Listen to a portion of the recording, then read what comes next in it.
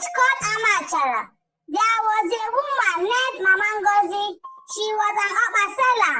Every morning, by 5 a.m., she would carry her big basin of Okpa on her head and walk around the village shouting, Okpa Di Oku! Okpa Di Oku! Sweet Okpa! Okpa Di Oku! Come on, Bayo!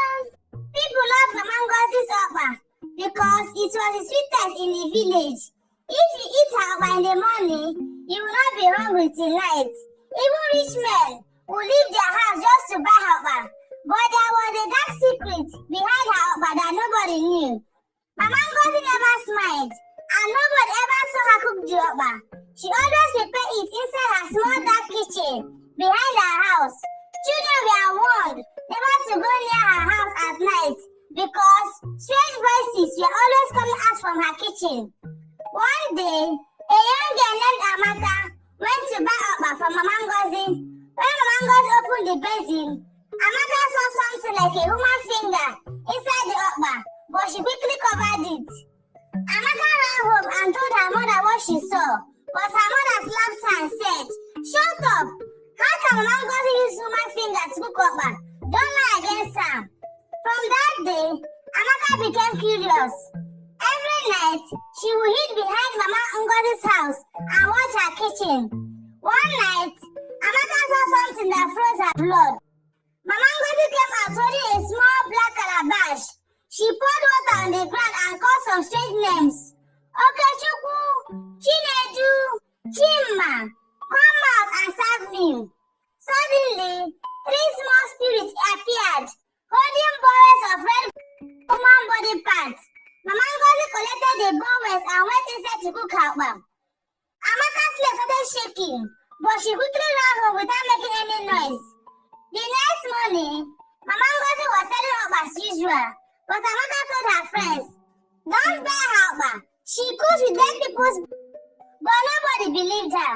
One by one, everyone who ate Mama Ngozi's Okpa started seriously. Some would sleep and never wake up.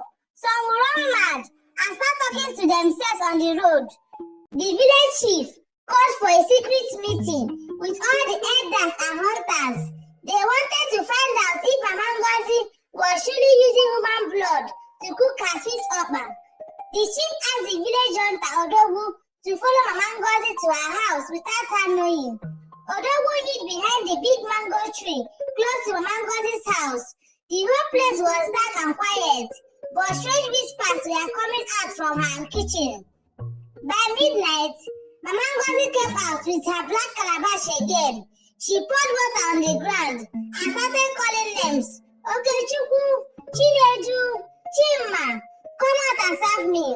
This time, Odogwu saw the same 3 small spirits carrying bowls of human blood and body parts. His heart started beating fast, but he held his breath. Mama Ngozi carried a bowl inside and started cooking her Okpa. The spirit disappeared into the ground like smoke. Odogwu ran back to the chief's house and told him everything he saw. The chief's eyes opened wide in shock. The next morning, the chief called the whole village to the village square. He told everyone not to buy Mama Ngozi's Okpa again until they finished their investigation. Mama Ngozi stood in the crowd with her big Okpa basin on her head, looking angry. "Who is saying bad things about me?" she shouted. "My Okpa is clean. I have been feeding the village for years." But the chief ordered 4 strong hunters to follow her home that evening. When Mama Ngozi reached her compound, the hunters hid in the bush and watched her. By midnight, Mama Ngozi came out again with her black calabash. This time, she did not know the hunters were watching her. She called the spirit out again. "Okechukwu, Chinedu, Chima, come out and serve me." The 3 small spirits appeared with their bowls of fresh human blood. One of the hunters shouted, "Mama Ngozi, we have caught you." Mama Ngozi screamed and poured a black calabash on the ground. The spirit disappeared immediately. The hunters grabbed Mama Ngozi and tied her hands with a strong rope. The next morning, they took her to the village square. The whole village gathered to see her face. Mama Ngozi's eyes were red like fire. Her voice changed like a man's voice. She started laughing in a strange way. "You people have caught me, but you cannot kill me." The chief called the village native doctor to come with his report. He poured salt and palm oil on Mama Ngozi's head. Immediately, Mama Ngozi fell down and started confessing.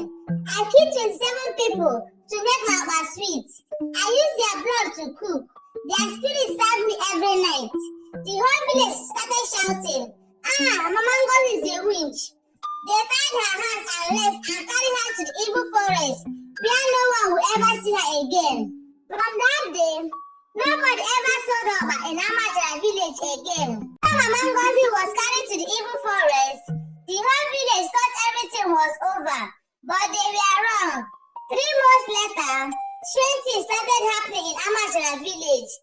Every morning, people wake up and see fresh Okpa wrapped in banana leaves at their doorsteps. The Okpa looked hot and smelled very sweet, just like the one Mama Ngozi used to sell. Nobody knew who was dropping the Okpa, but anybody who ate it would fall sick and die within 3 days. Fear gripped the whole village. The village chief called for another meeting. Who is bringing this Okpa to our village? The chief asked. Mama Ngozi is dead, or is her spirit back? Nobody answered. That night, Amaka could not sleep. She kept hearing a woman's voice whispering from her window. "Okpa Di Oku, Okpa Di Oku, sweet Okpa, come and buy." Amaka's body started shaking. She quickly closed her window and covered herself with a blanket. By midnight, the voice grew louder. "Amaka, come outside and buy Okpa. Remember, you were the first person to see my secrets." Amaka's heart nearly stopped. She screamed and ran to her mother's room. Her mother woke up and started praying, but the voice refused to stop. The next morning, the village chief called the native doctor again. The native doctor went straight to Mama Ngozi's old house. He sprinkled black powder around the compound and buried 3 white chickens at the front door. After he finished, he told the chief, Mama Ngozi's spirit is not resting. She wants to continue selling Okpa from the spirit world. The whole village started shaking in fear. The native doctor told the chief that the only way to stop Mama Ngozi's spirit was to find her black calabash and break it inside the evil forest. But there was one problem. Mama Ngozi buried the calabash under her kitchen floor, and anyone who tries to dig it out will see her ghost face to face. The chief asked for 3 brave hunters to enter the house and find the calabash. Odogwu the hunter, Amaka's father, and one young boy named Ikenna agreed to go.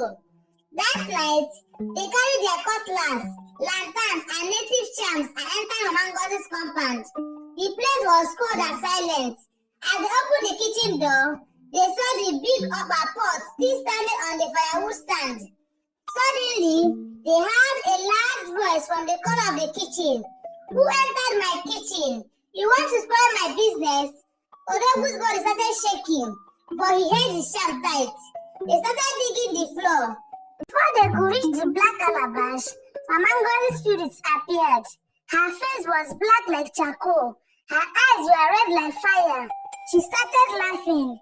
"You cannot stop me. I will sell Okpa forever." Amaka's father started shouting prayers, but the spirit slapped him and threw him against the wall. Ikenna started crying. Odogwu quickly poured salt and palm oil on the ground. The spirit screamed and disappeared for a few seconds. They dug fast until they found the black calabash wrapped in red clothes. Odogwu carried the calabash and they all ran out of the house. The next morning, they took the calabash to the evil forest and broke it into pieces. A loud thunder struck the whole village, and from that day, nobody ever heard Mama Ngozi's voice again. But till today, some old people said that if you pass by Mama Ngozi's old house at midnight, you will still hear a woman's voice saying, "Okpa Di Oku, sweet Okpa, come and buy."